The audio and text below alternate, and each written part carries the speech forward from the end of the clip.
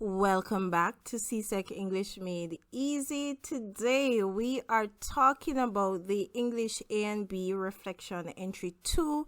Before we dive into today's lesson, I must apologize for my voice. If you hear me coughing, my apologies. I'm recovering from COVID.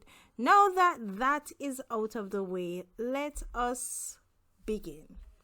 Now, reflection entry 2 is one of the reflection entries that students dread, and maybe teachers as well. But students dread it because it's a little more complex, right? But before we dive in, let us do a brief recap.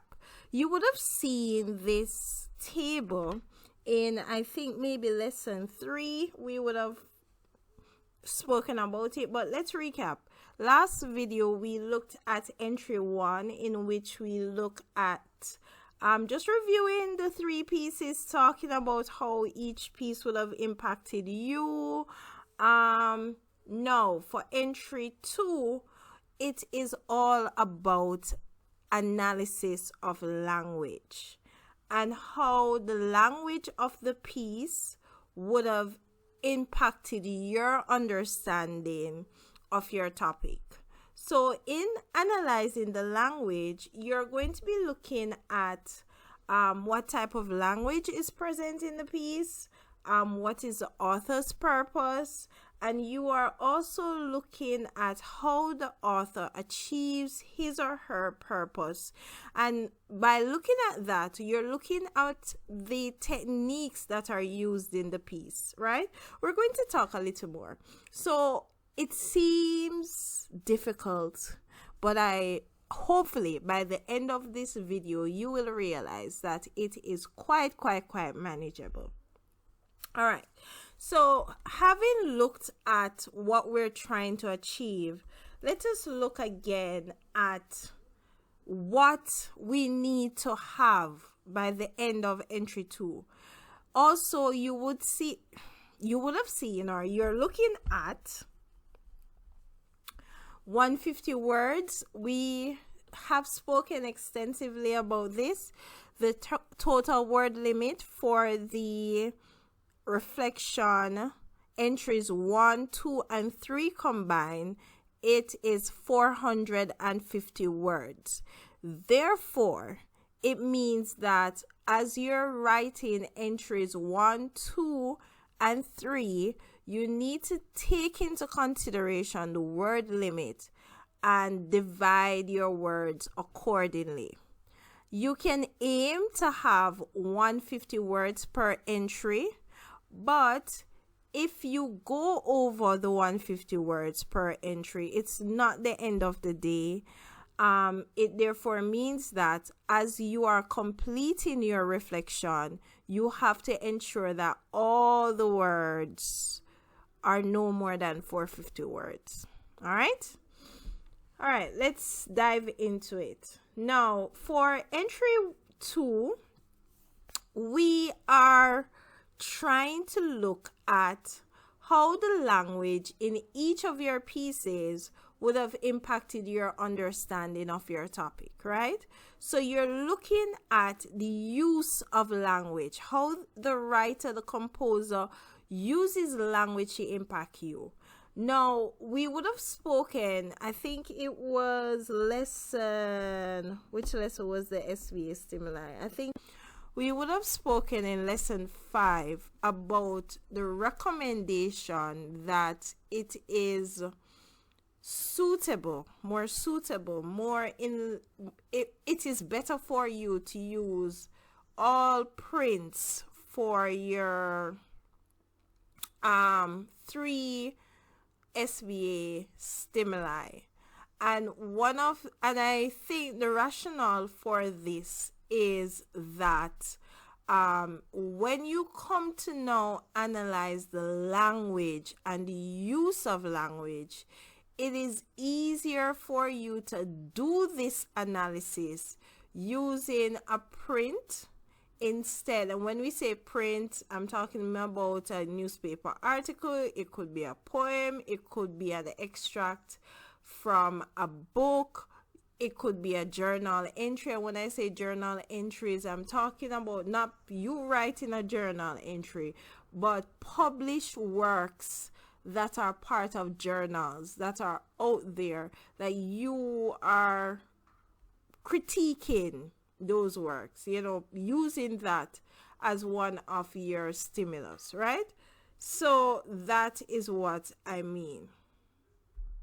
All right, guys, took a coughing break. All right, so let me move on to the second point.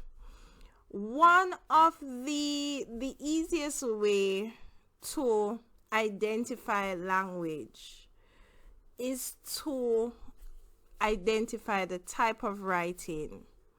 And when you identify the type of writing, you look at the writer's purpose. Language, how do I put this?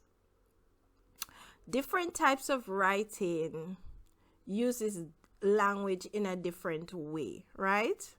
And so if we're looking at a narrative piece, the language in the narrative piece might be different from the language in, say, an expository piece.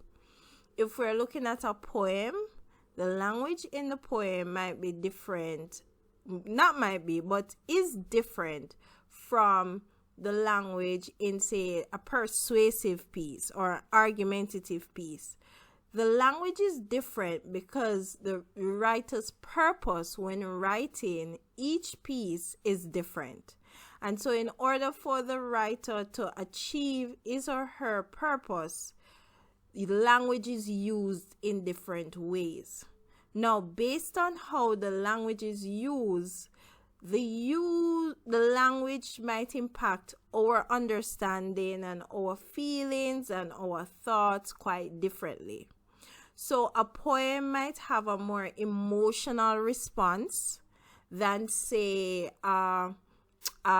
emotional response and, say, an expository piece that provides you more information.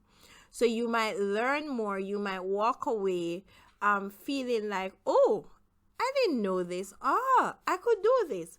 More as having read the poem, you might walking away feeling more emotions coming to the surface. It could be joy, it could be pain, it could be happiness, it could be that you're in a more reflective mood, it could be that you're feeling a little more depressed. All of these emotions, depending on the type of poem, might come into play. You might feel happy. All of these might come into play, as opposed to the expository piece that's just providing you straight critical information. When I said not critical is not the right word, but you know what I mean. Straight information that is like you're loaded. You're learning a lot, right? So that's what I mean. All right, next one. So in talking about author's purpose, we look at simple, and there are variations of these. You have the author's purpose to entertain, to inform, to persuade. These are the simple variations of these. And as you go through and you are learning and you're preparing for your CSEC exams, your teacher, you will come into contact not come into contact. What's the word I'm looking for? Guys, I'm struggling with my words today. You will interface with different types of writing, and so you will now see and experience how different writers, based on their purpose, write in different ways. All right. Or need to identify the language of the piece. And when I say language, in this case, I am not talking about whether it's Spanish, French, English. No, I'm talking about register. Is it standard English? Is the language formal? Meaning, in most cases, standard English. Is it informal? It could be a mixture of some type of Creole, right? Is there slangs? Are there idioms? Are there proverbs? So you're looking to the language that is there. And then most importantly, you're looking how does the language use helps to achieve the writer's purpose. So, USA. USA. I know this seems like a lot, but if you don't remember anything from what I said, just remember you are examining each of your pieces to look at how the writer, composer, whatever, of each of your pieces, how they use language to convey information about your topic. And how does this language, the use of this language, impacts or influences your thoughts, your feelings based on your topic? Right? So you write that down. Pause the video, rewind, write that down. And so if all of what I'm saying here is like too overwhelming, that is the core of what you're looking for, right? That's the core of what we're looking for here. I was going to say, ooh. All right, so finally, everything goes back to impact, everything that we're saying, how this impacts your understanding, right? And I don't want you to tell me, no, it don't impact no. That's impossible. That is impossible. Impossible. So take that out of your mind. All right, so we said that we're exploring the use of language, the use of English in this case. When students discuss the use of language found in their selected stimuli, pieces of information, your 3 pieces, we would have spoken about that. They will comment on the technique. So you're looking at the words the writer used. Did the writer use walking? Or did the writer use sauntered, the man sauntered, or the man limbered, or the man shuffled? What is the difference between saying someone is shuffling down the road as opposed to saying somebody is walking down the road? What does the choice of the words use? Why? Why did the writer use these words? What about this? Is what message is the writer trying to convey in the usage of these words? And so it therefore means that, and I spoke about this maybe 2 or 3 videos ago, it therefore means that you have to interpret pieces. It cannot be that you just find them and you put them down and say, yes, miss, I found them and here they are, and you don't really read them and you don't really internalize. That cannot be the case. And so I'm going off on a tangent. Beware. So I am a true believer that students, I know it is challenging and I know it is stressful, but I'm a true believer that you need to do your SBA on your own as much as possible, because this is where you develop the skills that you are going to need, not just to pass the exam, but you're going to use throughout your life. And so I'm coming off my soapbox. Let's get back to the lesson. So used by the writer to communicate his or her message. All right. Your discussion should include, so you need to identify techniques. We're going to talk about that, so hold on. Don't freak out. And you're going to comment on how these techniques help/hinder the delivery of the message information. This slide might seem like somewhat different from the previous slide, but it's the same thing, but just going more in depth, right? just becoming more technical. So if at any point in this lesson you feel like you need to pause and then go back and come back, do it, boo. Do you. Okay. Calm down. Me talking to myself. All right, so when we look at analyzing the three pieces, right, you with me? I've created a table here basically highlighting the different types of writing, and let us look at each type. Look at the different types of language, the different. All right, let's go through. So we have expository writing. A lot of you would have come into contact with expository. So if you would have done report writing, business letter, if you would have done the expository essay, looking at the different expository writing structures, like breathe, like sequence, problem solution, comparison, contrast, right? So that is expository writing, right?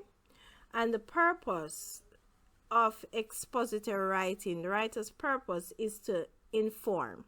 Good. And so because the writer's purpose is to inform, the writer oftentimes use standard English, formal language. The language might be technical. So expository writing is also recipes, those instruction manuals, right? So instruction manuals is where you might see a little more technical language, or any type of writing that explains how to do something, how to build something. That might include technical language. You might have jargons, and jargons if it's a medical journal, if it's based on a particular field, you might have jargons. Informal language, it depends. Not often. Don't know why I placed informal language there. I should have placed informal language over persuasive, Jamaican Creole. Right. You can find it, but to a lesser extent. So I would take that out. Now, some of the devices that are found in expository writing, you often find a lot of facts. You have statistics, figures, examples. These are some of the devices that are used.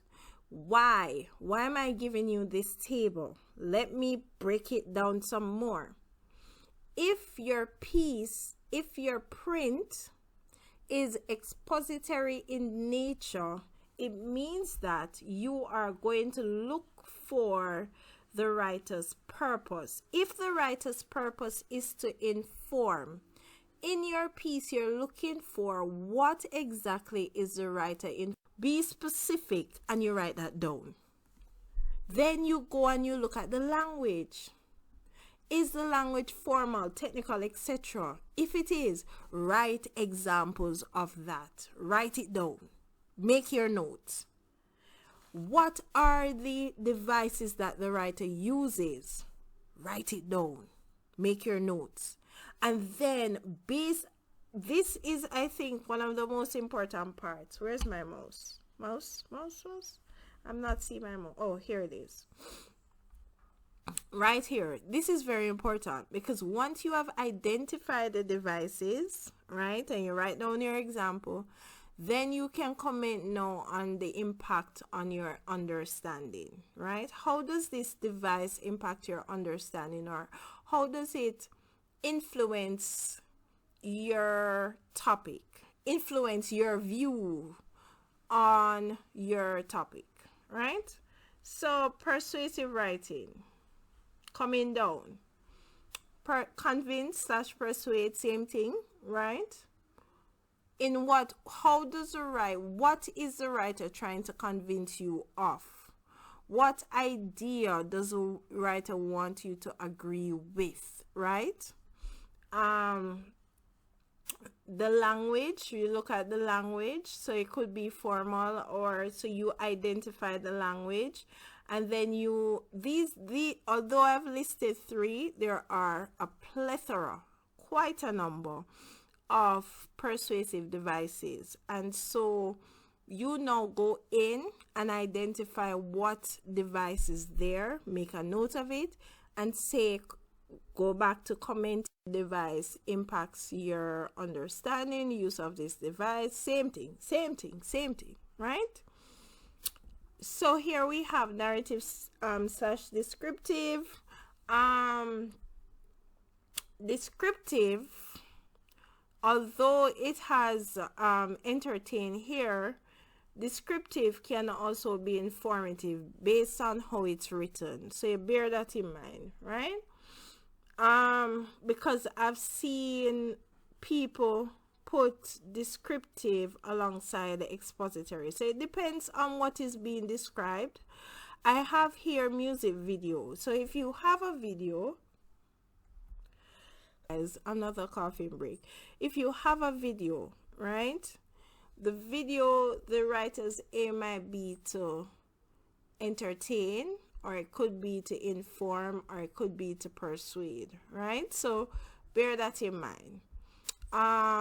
You're looking at the language again, right?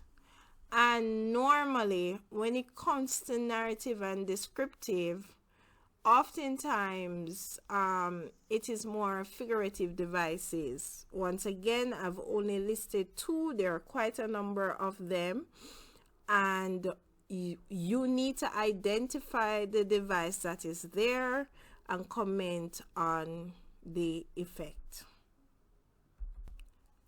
So now that we have spoken about that, let's dive a little deeper. So we're looking at analyzing, right, all 3 of your pieces.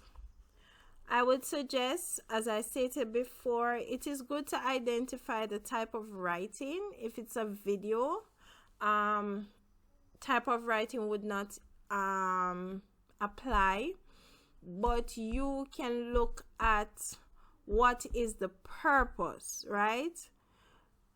If it's a video, you will look at the type of video. So is it an interview? Is it a music video? Stuff like that.